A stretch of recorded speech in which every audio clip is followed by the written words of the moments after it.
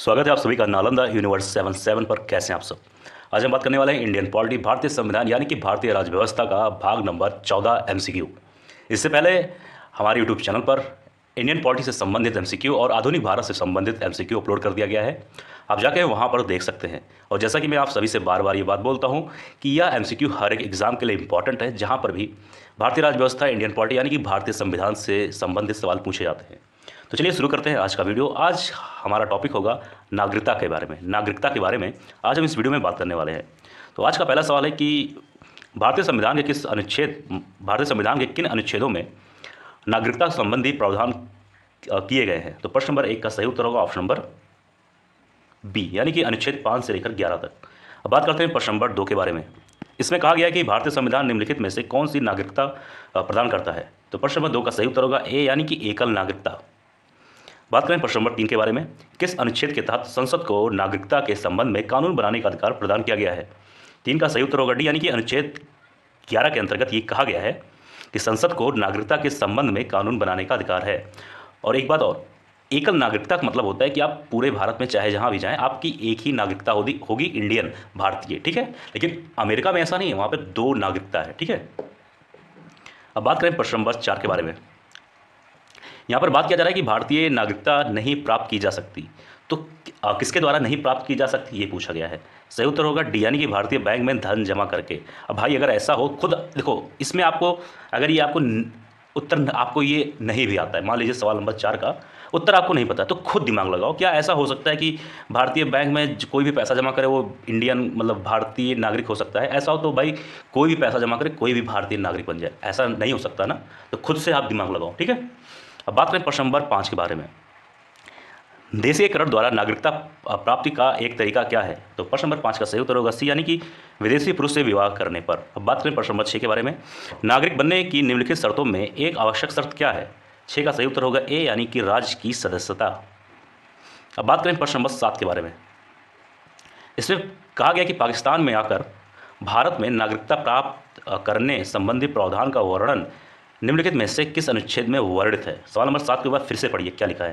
लिखा है पाकिस्तान में आकर भारत में नागरिकता प्राप्त, मतलब नहीं, यहाँ होगा, यहाँ से होगा, जहाँ में है वहाँ से होगा, ठीक है।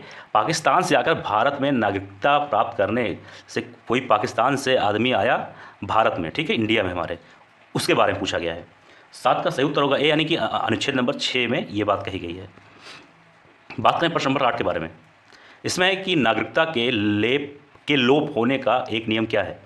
8 का सही उत्तर होगा बी, यानी कि देशद्रोह का अपराध सिद्ध होने पर। ये तो भाई ये तो आसान सवाल था, अगर थोड़ा सा दिमाग लगाते आप तो आपको वैसे भी उत्तर पता चल जाता। अब प्रश्न नंबर 9 है कि एक व्यक्ति नागरिकता के अधिकार कैसे खो सकता है। इस एक कारण खो सकता है। अब यहाँ पर बात किया जा रहा है कि कोई भी व्यक्ति है वो अपना नागरिकता कैसे खो सकता है, एक कारण आपको बताना है। 9 का सही उत्तर होगा बी, यानी कि एक व्यक्ति दूसरे राज्य की नागरिकता ले ले। अगर कोई भी इंसान दूसरे देश का नागरिकता ले ले अपने मन से, तो जाहिर सी बात है जो पहले का था, मानी भारतीय, जो भारत का उनके पास नागरिकता था, वो अपने आप रद्द हो जाएगा। हम बात करें प्रश्न नंबर 10 के बारे में। निम्नलिखित में से कौन सी शर्त भारत की नागरिकता प्राप्त करने के लिए नहीं है। तो 10 का सही उत्तर होगा डी, यानी कि संपत्ति स्वामित्व। अब बात करें प्रश्न नंबर 11 के बारे में। इसमें है कि भारत की नागरिकता निम्नलिखित में से किस प्रकार प्राप्त की जा सकती है। 11 का सही उत्तर होगा डी, यानी कि उपयुक्त सभी, यानी कि जन्म से भी आपको मिल सकता है, वंशानुक्रम से भी मिल सकता है, और देशीयकरण से भी मिल सकता है। बात करें प्रश्न नंबर 12 के बारे में। नागरिकता प्राप्त करने व खोने के विषय में विस्तार से चर्चा कहाँ की गई है। 12 का सही उत्तर होगा बी, यानी कि 1955 के नागरिकता कानून में। अब आइए बात करेंगे प्रश्न नंबर 13 के बारे में।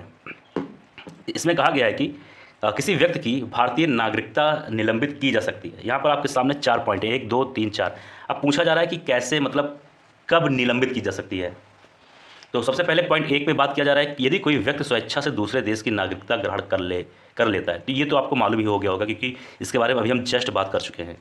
2 में है यदि वह नागरिकता के दायित्व से परिचित नहीं है। तीसरा है यदि भारत सरकार को यह विश्वास हो जाए कि नागरिकता छलपूर्वक प्राप्त की गई है। और चौथा है यदि व्यक्ति जन्म से देश का नागरिक है, किंतु किसी विदेशी राष्ट्र में युद्ध के दौरान वह शत्रु की सहायता पहुंचाने की गतिविधियों में लिप्त पाया जाता है। तो दोस्तों सवाल नंबर 13 एकदम आसान है। अगर आपने थोड़ा बहुत भी पढ़ा होगा या फिर नहीं भी पढ़ा होगा, लेकिन आप कंपटीशन एग्ज़ाम की तैयारी, मतलब कंपिटेटिव एग्ज़ाम अक्सर अगर आप देते हैं और आपने इसके बारे में पढ़ा भी नहीं, मान लीजिए नागरिकता के बारे में, तो ये भी सवाल आप आराम से कर सकते हैं। क्योंकि आप जब भी पॉइंट पढ़ेंगे तो आपको ऐसा लगेगा कि भाई वो पॉइंट ही उत्तर बता रहा है।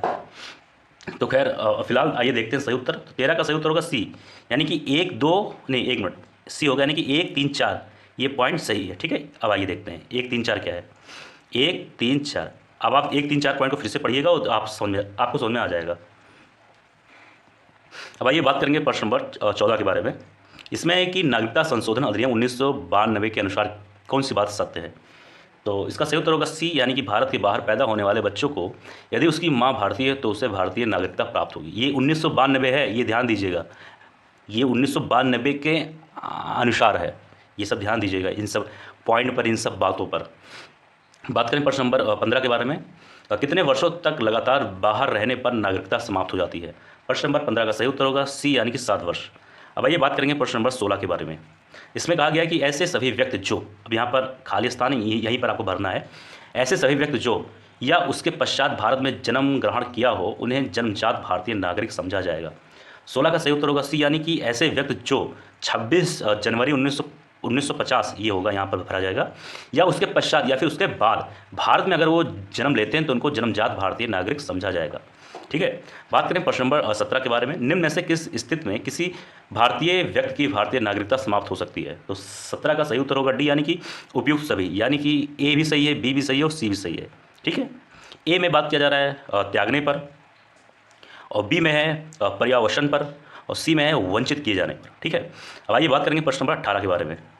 इसमें कहा जा रहा है कि निम्न में से किस स्थिति में किसी व्यक्ति को भारतीय नागरिकता से वंचित नहीं किया जा सकता। यहाँ पर बात किया जा रहा है नहीं के बारे में, तो ध्यान से सवाल को आप सुनिए, क्योंकि यहाँ पर नहीं का इस्तेमाल किया गया है। 18 का सही उत्तर होगा डी, यानी कि उपयुक्त सभी, यानी कि निर्वाचन के दौरान जब चुनाव हो रहा हो, उसका मतलब हुआ। आपातकाल के दौरान, जब कोई आपातकाल, जैसे अनुच्छेद 352, 356, 360, हम सब इसके बारे में बात कर चुके हैं अपने MCQ में। और युद्ध के दौरान जब ऐसी स्थिति हो तो किसी की भी नागरिकता, जो भारतीय नागरिक है उसका नागरिकता वंचित नहीं किया जा सकता। ठीक है, अब बात करें प्रश्न नंबर 19 के बारे में। यहाँ पर कहा जा रहा है कि भारतीय संविधान में नागरिकता के प्रावधान कब लागू हुए। 19 का सही उत्तर होगा ऑप्शन नंबर बी, यानी कि 1949। अब आइए बात करेंगे प्रश्न नंबर 20 के बारे में। एक मिनट, हाँ। इसमें कहा जा रहा है कि भारतीय संविधान के अंतर्गत भारत के नागरिकों को वे कौन से अधिकार प्राप्त हैं जो गैर नागरिकों को नहीं। 20 का सही उत्तर होगा डी, यानी कि उपयुक्त सभी, यानी कि कुछ सार्वजनिक पदों की पात्रता, बी संसद व विधानमंडल के सदस्य होने का अधिकार, सी है अनुच्छेद 15, 16 एवं 19 द्वारा प्रदत्त मौलिक अधिकार। ठीक है, अब आइए बात करते हैं प्रश्न नंबर 21 के बारे में। इसमें कहा जा रहा है कि संविधान द्वारा प्रदत्त नागरिकता के संबंध में संसद ने एक व्यापक नागरिकता अधिनियम कब बनाया। तो ये काफ़ी अच्छा सवाल है, काफ़ी आसान है, सी होगा 1955। बात करें प्रश्न नंबर 22 के बारे में। भारत में एकल नागरिकता की अवधारणा अपनाई गई, तो कब अपनाई गई ये नहीं पूछा गया, कहाँ से ली गई ये बात, कहाँ से, मतलब कौन से देश को से यह चीज़ अपनाया गया है। 22 का सही उत्तर होगा ए, यानी कि इंग्लैंड। यहाँ पर ठीक है, ये होगा इंग्लैंड। लेकिन अगर बात होती है अमेरिका की तो वहाँ पे 2 नागरिकता के बारे में बात की जा रही है। ठीक है, लेकिन इंग्लैंड में एकल नागरिकता है, जो कि भारत वहाँ से उसको लिया हुआ है। अब बात करेंगे प्रश्न नंबर 23 के बारे में। भारत में रहने वाला ब्रिटिश नागरिक दावा नहीं कर सकता, तो किस बात पे क्या दावा नहीं कर सकता, आइए जानते हैं। तो इसका सही उत्तर होगा ए, यानी कि व्यापार और व्यवसाय की स्वतंत्रता का अधिकार। भाई जाहिर सी बात है, आप कोई ब्रिटिश नागरिक आ जाए, उसको यहाँ पर भी कई सारे अधिकार मिलते हैं, राइट्स मिलते हैं, लेकिन अब ऐसा तो है नहीं कि वो चाहे जहाँ चाहे जिस तरीके का आकर व्यापार करेगा। अगर ऐसा ही रहेगा तो भाई एक भारतीय और एक किसी बाहरी देश वाले में क्या अंतर रह जाएगा। ठीक है, अब बात करें प्रश्न नंबर 24 के बारे में। इसमें कहा जा रहा है कि किस देश में दोहरी नागरिकता का सिद्धांत स्वीकार किया गया है। अभी हम लोग इसके बारे में बात कर चुके हैं, लेकिन फिर भी बात करेंगे। 24 का सही उत्तर होगा डी, यानी कि संयुक्त राज्य अमेरिका। अभी हम लोग बात कर चुके हैं। अब 25 के बारे में बात करेंगे कि नागरिकता निम्न में से किन विधियों द्वारा प्राप्त की जा सकती है। यहाँ पर आपके सामने 4 पॉइंट है। ए है जन्म, 2 है आनुवंशिकता, और तीसरा है पंजीयन और द्वारा, और चौथा है अनुरोध द्वारा। तो 25 का सही उत्तर होगा बी, यानी कि 1 2 3, यानी कि आप जन्म से भी पा सकते हैं और आनुवंशिकता से भी पा सकते हैं और पंजीयन द्वारा भी पा सकते हैं, लेकिन अनुरोध द्वारा नहीं पा सकते। ठीक है, अब बात करते हैं प्रश्न नंबर 26 के बारे में। इसमें कहा गया है कि नागरिकता प्राप्त करने के लिए शर्तें निर्धारित करने वाला सक्षम निकाय कौन सा है। तो 26 का सही उत्तर होगा सी, यानी कि संसद है। अब बात करते हैं प्रश्न नंबर 27 के बारे में। इसमें कहा गया है कि नागरिक बनने की निम्नलिखित शर्तों में एक आवश्यक शर्त क्या है। अब देखिए कई सारे शर्त हैं, लेकिन एक जो ऐसा शर्त है जो एकदम अनिवार्य है। तो 27 का सही उत्तर होगा ए, यानी कि राज्य की सदस्यता। अब बात करते हैं प्रश्न नंबर 28 के बारे में। इसमें कहा गया है कि एक मिनट, पाकिस्तान में आकर, हाँ नहीं यहाँ होगा पाकिस्तान से ना, हाँ, पाकिस्तान से आकर भारत में नागरिकता प्राप्त करने संबंधी प्रावधान का वर्णन निम्नलिखित में से किस अनुच्छेद में है। तो 28 का सही उत्तर होगा, एक मिनट, ए होगा, ठीक है, अनुच्छेद 6। नागरिकता के लोप होने का एक नियम क्या है। तो 29 का सही उत्तर होगा बी, यानी कि देशद्रोह का अपराध। शायद इसके बारे में हम बात कर चुके हैं ना। अच्छा, हाँ हाँ, ये सवाल 28 और 29 जो है ये रिपीट हो गया है, ठीक है, लेकिन कोई बात नहीं, समझिए फिर से रिवीजन हो गया आपका। प्रश्न नंबर 30 है कि एक व्यक्ति नागरिकता के अधिकार कैसे खो सकता है। तो प्रश्न नंबर 30 का सही उत्तर होगा बी, यानी कि एक व्यक्ति दूसरे राज्य की नागरिकता अपने आप या अपनी इच्छा से ले ले अगर। तो दोस्तों यह था आज का वीडियो, और आज हम बात कर चुके हैं नागरिकता के बारे में, जो कि काफ़ी इंपॉर्टेंट यह वीडियो है। और अगला वीडियो होगा मौलिक अधिकार के बारे में, और कई सारे टॉपिक, इंपॉर्टेंट टॉपिक पर वीडियोज़ आते रहेंगे। तो दोस्तों मिलते हैं किसी और वीडियो में। आप स्वस्थ रहें, अच्छे रहें। जय हिंद, जय भारत।